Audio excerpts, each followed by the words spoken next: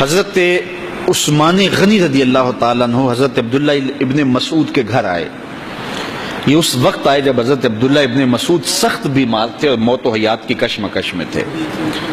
تو انہوں نے ان کا حال پوچھا. جب واپس پلٹنے لگے تو اشرفیوں کی 2 تھیلیاں حضرت عثمان غنی نے حضرت عبداللہ ابن مسعود کو دی. تو حضرت عثمان کو تھیلیاں دیتے ہوئے دیکھ کر کے حضرت عبداللہ ابن مسعود صحابی رضی اللہ تعالیٰ عنہ نے کہا یہ کیا ہے؟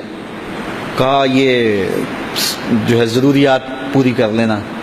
تو آپ نے کہا کہ میں تو جا رہا ہوں, میری تو ضروریات ختم ہو رہی ہیں. تو کہا حضرت آپ کی بیٹیاں تو ہیں, بیٹا تو ہے نہیں, تو یہ آپ کے بعد آپ کی بیٹیوں کے کام آ جائیں گے.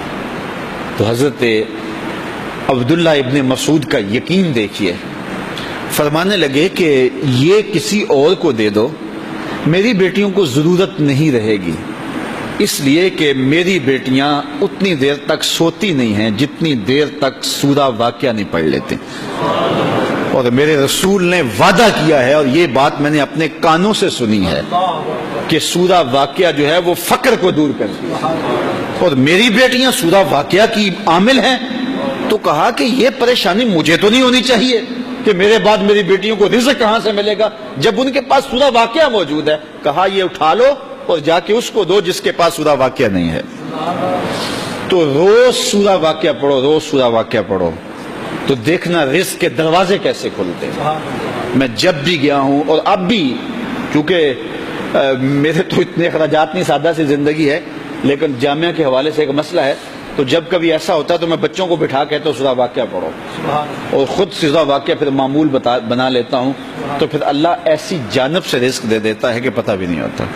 تو سورہ واقعہ معمول رکھو. آخری بات, اور وہ حضرت سہل بن سعد الساعدی رضی اللہ تعالی عنہ کی مرویات سے ہے. شکا رجل الی رسول اللہ دیک المعیشۃ والفقر.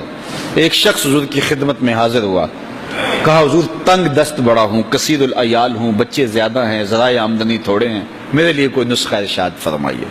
تو آقا کریم نے اس کو کیا نسخہ دیا؟ یہ سب سے آسان نسخہ, اذا دخلت الدار فسلم علیہ. جب گھر جائے تو گھر والوں کو السلام علیکم کہا کرو. جو ہی گھر میں داخل ہو السلام علیکم, اور اس کے بعد ایک مرتبہ سورہ اخلاص پڑھ دیا کرو, قل هو اللہ احد. یہ عمل شروع کر دو. تو کہا یہ بالکل آسان وظیفہ ہے, گھر جاؤ السلام علیکم, اور اس کے بعد ایک مرتبہ سورہ اخلاص.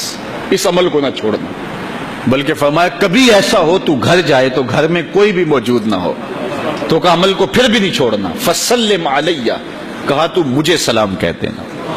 وہ اپنے نام لیواؤں کو تنہا چھوڑتے کب ہیں, جہاں ہم دم نہ ہو کوئی وہاں سرکار ہوتے. کہا کہ جب کوئی نہ ہو گھر میں تو کہا عمل نہیں چھوڑنا, پھر مجھے سلام کہنا, اور پھر ایک مرتبہ سورہ اخلاص پڑھ دینا. وہ صحابی کہتے ہیں میں نے عمل شروع کر دیا, گھر جاتا السلام علیکم, گھر والے بھی خوش, اور اس کے بعد سورہ اخلاص بیٹھنے سے پہلے پڑھ لیتا. اور اگر گھر میں کوئی نہ ہوتا پھر تو مجھے چاہ چڑھ جاتے, پھر میں یا نبی سلام علیکہ پڑھتا, پھر حضور کی بارگاہ میں سلام پیش کرتا. اور ملکاری نے اس پہ گفتگو کی ہے مرقات شرح مشکات کے اندر کہ آخر حضور کو سلام کیوں کہنا ہے. انہوں نے جو لفظ کہے ہیں لفظ سنیے. وہ کہتے ہیں لِأَنَّا رُوحَهُ عَلَيْهِ السلام موجود فی بیوت المسلمین, اس لیے کہ آقا کی روح مومنوں کے گھروں کے اندر فیض بانٹ رہی ہوتی. تو کہا پھر مجھے سلام کہہ دینا. وہ کہتے ہیں میں جاتا اور حضور کو سلام کہہ دیتا, اور اس کے بعد سورہ فاتحہ سورہ اخلاص پڑھ دیتا. پھر ہوا کیا, اللہ اکبر. ہمارے استاد کہتے تھے اگر کسی کے اندر حسد ہوگا تو وہ یہ عمل نہیں کر سکتا, حسد نہیں ہے تو وہ عمل شروع آج ہی کر دے.